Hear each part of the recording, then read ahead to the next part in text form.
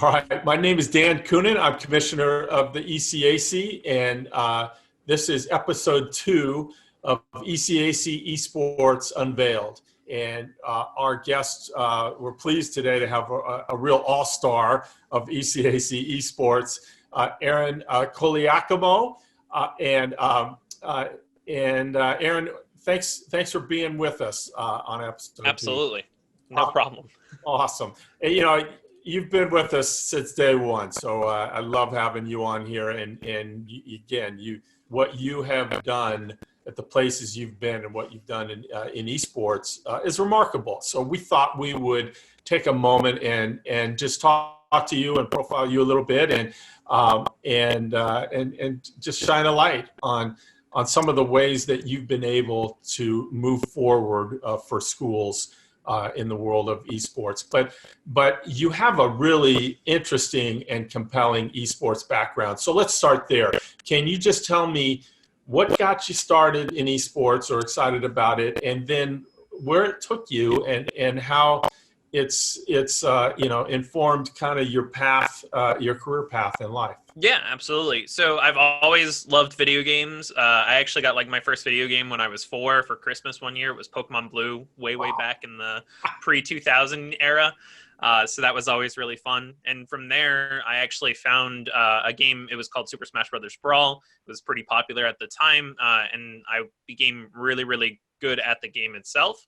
So in 2007, 2008, I started going to some regional tournaments. I never was the top person at all. I would never say that I was like a really great player. I got a couple of top 16s, nothing too impressive from there. But afterwards, what I realized is there really wasn't a lot of opportunities at the time, especially someone who was 14.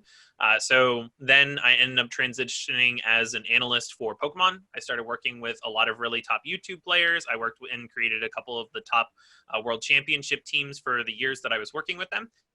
And then after that, in around 2014, I was originally introduced to League of Legends in 2013. And then by 2014, I was already getting coaching positions for teams over in Australia, specifically Trident Esports. We were able to kind of turn their season around after they had just been relegated out of the OPL, where we ended up going 5-0 right once I was brought on with a friend of mine. From there, I ended up going and working for teams both in Turkey and Europe.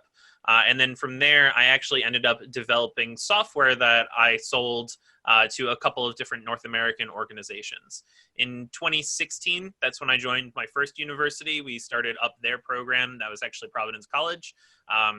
We created an esports center right in the heart of their student center. And then from there, I actually worked with CCRI for a little bit. And then now I'm at Johnson & Wales since 2019. So. Wow. And was Providence... Were they searching for somebody? How did that come about? Did you see a job opening or tell me about how that happened? Yeah, actually. So I was working as a GA at the time for the VP of Student Affairs, which was Christine Goodwin at the time. And her son was very interested in esports. The Big East had just kind of started getting into esports and everything like that. They were looking for someone to start the programs at all of the Big East schools. They knew that I had gone to these events, that my background, I had been a semi-professional player, a professional player. I had worked as an analyst. I had worked as a coach for all these different teams and players. And so they knew that, hey, why don't we have someone here? Let's bring them on. And so the first competition for the Big East started in 2017. And then from there, they joined the ECAC. They ended up joining, their own individual conference. They partnered with Riot, all that good stuff. And then I ended up leaving in 2019 to join Johnson & Wales. Right. All right. And you mentioned briefly that you developed software. Mm-hmm. Talk about that for a second. Did you have a background that enabled you to do that, or how did that come about? Yeah, so my background, I actually have my degree. I have a master's in history, and then I have an undergraduate or baccalaureate in biology and political science. So not at all. That's right. Completely opposite end of the spectrum and everything like that. My background mostly is just my friends. Again, my friends are the ones that really got me into Super Smash Brothers. My friends are the ones that really got me into League of Legends. They were the ones that I remember I was working at the time in some to pay through college essentially. And I had a friend there that had, I had made through the job. I had a friend from college tell me, hey, you should play this game. I had a friend from elementary school that I still kept in touch with that said, hey, you should play League of Legends. So from there, developed a large friend group that all were involved with kind of the computer sciences, a lot of the technology. I have friends now that live in New Mexico that are, they're working for the U.S. government. They're working for all these different companies creating their own software. And so I learned from them as well as just on my own to help develop that software. So a self-taught software developer. Wow. Yep. That's impressive. Tell me about your current role and what it entails, and start with your title. Sure. So right now I am the head of esports at Johnson & Wales University. My role right there is to make sure that all the teams are coming together and making sure that the individual students, they're practicing together. They're making sure that they're practicing on time with each other. So I set the schedules for them. I host tryouts right at the beginning of the semester for students to come join our 17 different teams across our 14 different games that we're currently competing in. And do you know? So you said 14 different games. Is that what you said? Yep, 14. Yep. Do you know the ins and outs of all those games? And do you have to? And are you trying to coach them on specifics of these games, or talk about that a little bit? Yeah. So again, if you look at my background is Smash Brothers, Pokemon, and League of Legends, right? I am not very much an FPS player or first-person shooter player or even like a third-person shooter player, right? So for me, Overwatch, Valorant, Counter-Strike, all of those types of games are sometimes really foreign. But what I've been able to do, especially at Johnson & Wales, is take the skills that I learned when coaching for League of Legends at the professional level, cater them a little bit and find the similarities that all games can essentially learn from and teach that to the individual students, and making sure that, when I'm coming in, we can say, okay, what are our goals of this week? What are we looking to do this week? And then teaching the students how to practice effectively. So.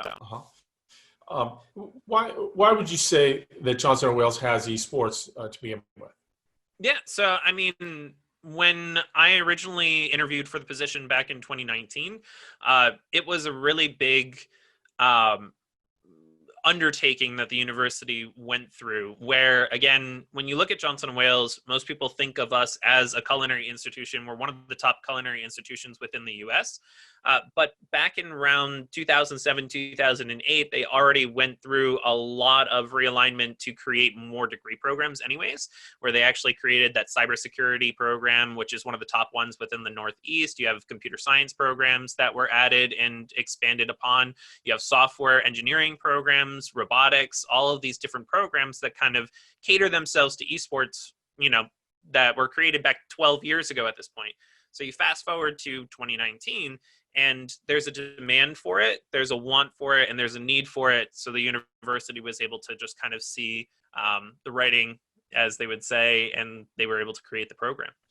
This comes up for us a lot. We've roughly 75 schools now, and the way that they become esports schools, some of them are a president hears from another president about the benefits at that school, and it comes from the top down. Others, frequently, it's students themselves, just a gathering, forming a club, going to an administrator and trying to generate some support. What was the route it took at Johnson & Wales? Yeah, so I mean, one of the really great things is it kind of was both, right? It was a really nice blend. You saw a lot of students that were already getting together. They were already playing games. They were already finding each other and everything like that. But then you also had a push from the president. You also had a push from student activities, and they all kind of were able to come together. The best part is when I went to all these other universities, and like I said, I started 2 universities programs, but I've been brought on as a consultant for more, especially even now I still do some consulting for some universities. All that being said, when I came to Johnson & Wales, when I was hired, all of the equipment was already purchased. The space was already being renovated. Everything was already being putting together. The TVs were being installed, and I was brought in, to interview in the space that would eventually become the esports center on campus. And so that was something that was really, really unique, because before it was, I have to come in, then I had to find the students. And then once I found the students, then I had to go to the administration and essentially put up a case as to why we needed these computers. I'm being hired, and we already purchased 16 computers, which was really, really incredible to see. So you can see that, again, the university really wanted this to become a program, and they were happy to push this forward. Uh-huh. And with that kind of investment and that kind of engagement by the school, sometimes, just from the athletic side, sometimes you find the expectations are a whole lot bigger. And do you find that? And how do you view success of the program? And how does campus view success for your program? Yeah, I mean, definitely some of the pressure is always really, really high. They want to see results. They want to see, each university is very different. Some universities, their results are being competitive. In other words, how many trophies can we bring home? How many, championships can we win? How much scholarship money can our students win? Others, it's about engagement and involvement. And there's, those two programs, it's not saying that they're mutually exclusive. Right. You can't be engaging and you can't be competitive if you're one or the other. So what's really nice is, Johnson Wales looks at the success in both ways, right? In terms of engagement, we have over 220 students now. I keep having to check every time I do one of these interviews on how much our server just keeps growing, out of the 7,000 total undergraduate students at the Providence campus.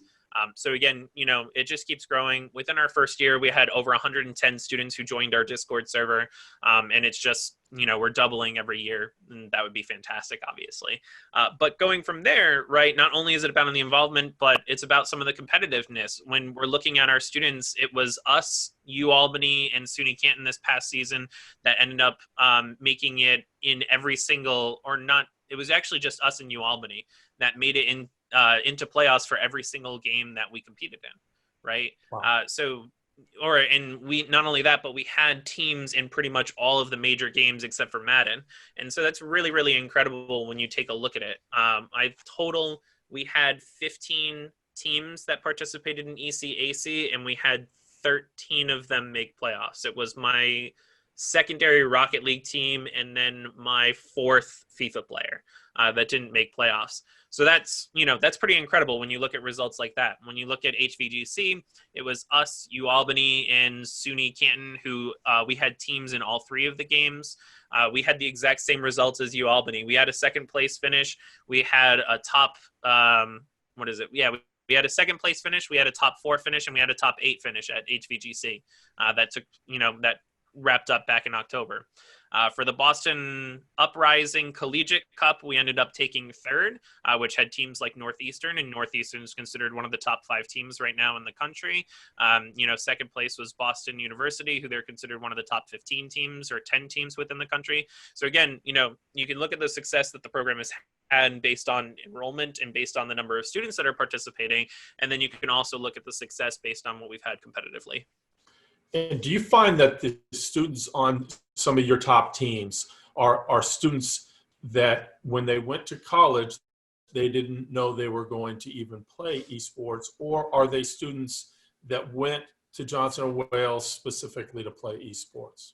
So we actually have both. And again, that's kind of like the beauty of esports and everything, is that you end up getting these students that, I definitely have a couple of students, they weren't planning on playing. I had one student who he missed he missed,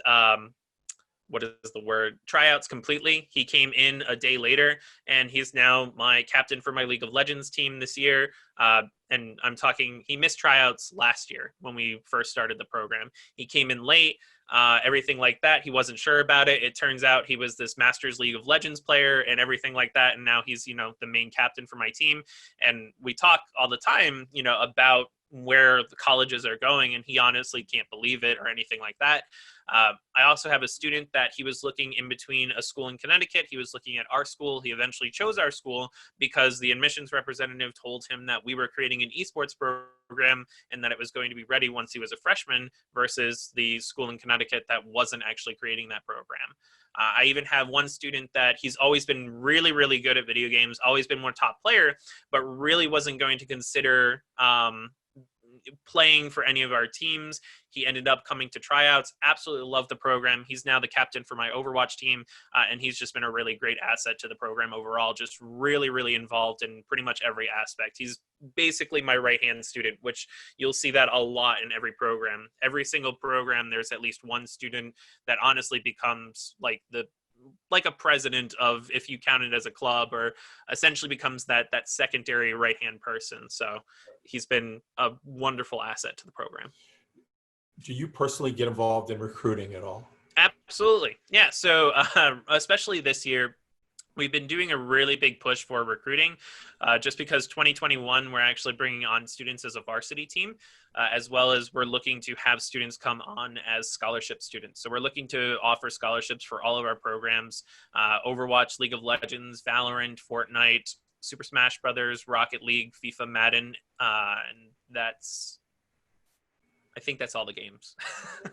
Sometimes you get lost a little bit, but those should be all of the games that we're actually recruiting for under scholarships. And so that means, going out, reaching out to some of the top players, reaching out to some of the top teams, just finding those people that might be interested in coming to Johnson & Wales and making sure that, they know what's out there, know what's available to them. Right. I liked hearing in your background, one thing that struck me was how social it seemed to be for you. And correct me if I'm wrong there, but when I talk to parents of younger kids, I think their fear with esports is that their kid's going to be in the basement doing this by themselves, and they're not going to have the friendships that you might get with playing baseball or being involved in a variety of other clubs. But it sounds like just the arc of your life, esports has been a connector with other people. And is that true? And do you find that is an experience that's common for esports participants? Absolutely. And I mean, for those that get competitive within or go within competitive gaming, they're definitely going to find that social experience. I still have connections from when I was a Smash Brothers player to, some of the top players that are still playing at this point.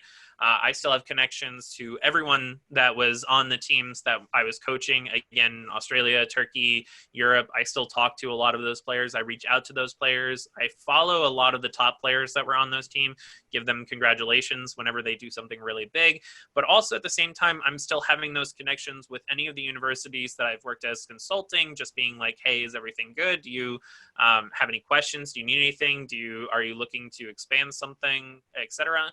Again, just the connections that I've been able to make at Johnson & Wales. Again, when I was looking at universities in Rhode Island myself, at the time, I didn't look at Johnson & Wales because I was another person who thought that they were just a culinary school. And now that I've been able to work here and everything like that, you find that that it's a lot more than just a culinary school in terms of our university, but also just the type of connections and the type of people that you meet. It's really, really incredible. So again, some of my best friends, like I said, were the ones that got me into gaming, into computer programming and things like that. So, it's been a massive change on my life. So. And do you think that esports provides some of the benefits that traditional team sports might provide, being part of a team and learning to overcome adversity and team bonding and all of that? Does esports provide that as well, do you think? Absolutely, of course. So, I mean, a lot of our players and a lot of our teams, they're not just playing Overwatch. They're not just playing League of Legends. They're getting together afterwards. They're playing Among Us. They're playing Jackbox games a lot. I see them online in our Discord server and some of their Discord servers as well, where, they're just getting together in a channel and they're playing whatever they might be playing together as well. So not only that, but we have students that they're coming from all different sorts of majors. We have graphic design majors, we have computer science majors, like I said, culinary majors, business majors, all coming together that they wouldn't have met one another had they not had something that they all shared in common. When I was in college, right, I was actually in the pep band. I'm a musician as well. And so, I was meeting a lot of the students that I wouldn't have met if we didn't share music. And again, one of my friends in there was one of the people that helped introduce me to League of Legends. And, some of the people that were on those teams, or within the pep band, we eventually, started playing together, started playing League together, started playing all these other games together. And you just kind of learn as you go and learn from the experience of the people that you meet. Uh-huh. That's great. That's great. And is it a myth that esports students tend to be smart? And that's painting with a real broad brush or asking you to. But some of the presidents I've talked to talk about esports and STEM students because those are the students. A lot of them are really trying to attract that, but they also think that your typical esports participant might be on the smarter end of the scale. Is there any truth to that, or have you found? Yeah. So, I mean, one of the big things too, I actually did a study once I began the program at Johnson & Wales too. I looked at the breakdown of the school. So we had this breakdown online that showed what percentage of students are within each of the different schools that we offer. And then I took the percentage of my esports students and just kind of compared them. And right now, roughly 27% of students are within those STEM majors, within the high science majors, but 49% of my esports students are within those majors, okay. right? So compared to the university, right, almost double that percentage. Right. So we do see that, obviously esports and STEM majors, computer science majors, the high science majors, they all kind of go hand in hand with one another. But one thing to always keep in mind is that just because someone does play video games does not necessarily mean that, they're above average intelligence. Do we see that? Typically, that's where we see the trend, right? Is that those that are on esports teams, that are on these teams, are typically doing better within their universities or doing better overall in terms of grades. But you have to remember that some of these students do still struggle. There are students that can struggle with their education and everything. And so, esports is a way for them to get some of that help. They can ask their fellow teammates, they can ask their fellow students, they can ask senior members on the esports team what it was like when they went through this class, the other class. I see a lot of that where students are always asking for recommendations for classes. They're asking for recommendations when they're trying to do things within the classroom. So, we definitely do see that a lot. But we do have a lot of our students that are, last year, the 7 students that we ended up graduating, 5 of them graduated with honors. Wow. So. That's great. So you, Aaron, you've been great for the ECAC, by the way. Thank you. Just a leader within the conference, but also with what you've been able to do for the programs you've been associated with. Talk for a minute just about the ECAC as a home for esports and how it's worked out for you guys. Yeah, so I mean, I definitely remember the ECAC when, we had like 10, 15 schools. I remember being one of the first ones. I remember getting your name, especially from the Providence College athletic director at the time, and just kind of reaching out and looking for what conferences were available there.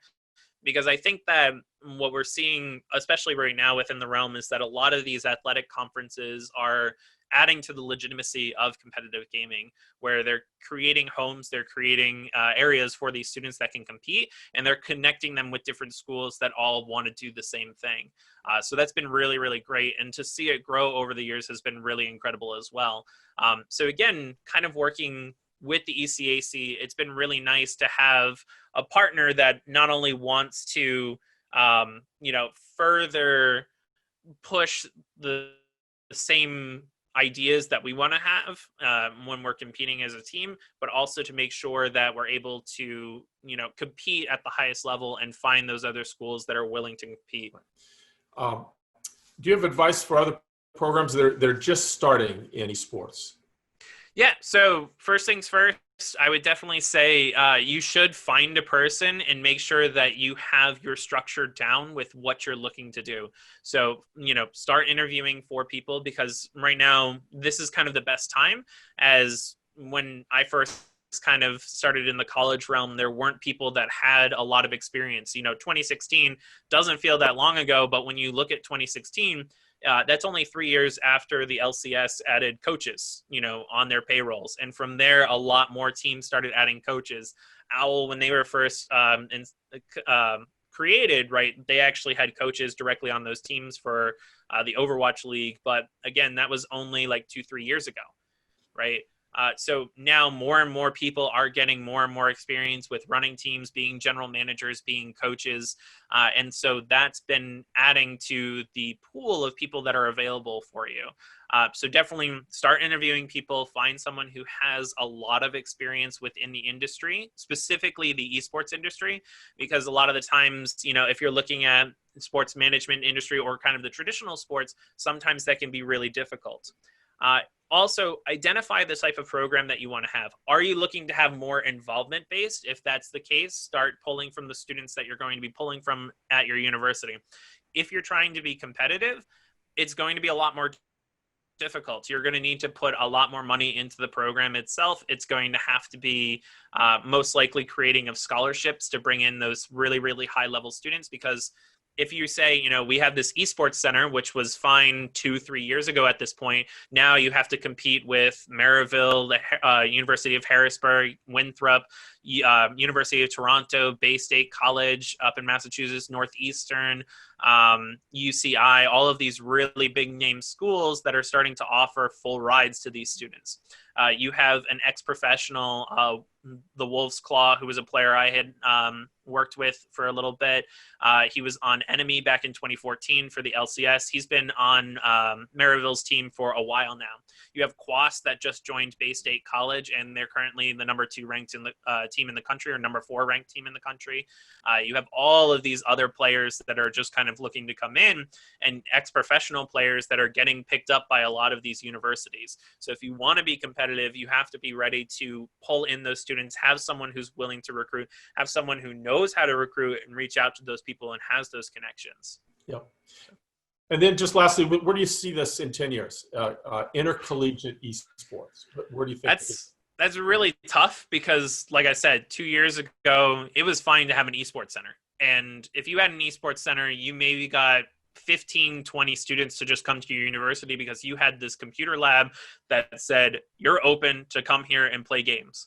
Right. So within a 10-year period, we probably will see, esports at a really, really high level of, pretty much at 90% of the colleges within the US, if not 100% of the colleges that have some sort of participation in esports. You're going to see a very large increase within the overall viewership of esports. It's always been going up every single year. And so you're going to see this demand as we just kind of move forward. Hopefully there'll be kind of a centralized governing body for esports. I think that would be really fantastic because right now it's a lot of the publishers that are just kind of pushing things out.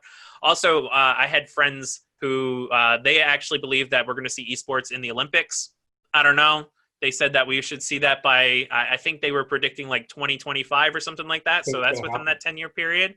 I know that would be really, really interesting to see. We already see it in the Asia games where we do see, esports. Again, that's kind of like the major competition for the East Asian countries, right? Again, they're already competing and they already have esports in their pseudo Olympics. It's not actually that far off that we can start seeing some sort of esports Olympics, if not them at the traditional Olympics. And you have you mentioned your involvement in the book. Absolutely, yeah. So I was just involved as a contributor for the first esports business management book. It was actually published on the 15th of this month, or November 15th, I should say. And so it's available for purchase right from Human Kinetics, which is one of the largest producers of sports textbooks out there as well, or sports management textbooks. So again, I was a contributor for 4 of the chapters. I worked as an editor on some of the pieces. I just got my copy in yesterday. And I was kind of looking through it, and it was really incredible to kind of see. I mentioned a lot of really cool things. I mentioned a lot of the things that I was involved in as kind of anecdotal points. So you can kind of catch some of the things that I definitely like within my chapters, or some of the things that really hold near and dear to me right in those chapters. So definitely take a look at that book. Awesome. Well, thank you, Aaron. And thank you for all you're doing for intercollegiate esports and for ECAC Esports. Well, we really appreciate it. Absolutely. Thank you. Yeah, it's been great having you on today. This is the 2nd edition, ECAC Esports Unveiled. All right. Take care. Thanks.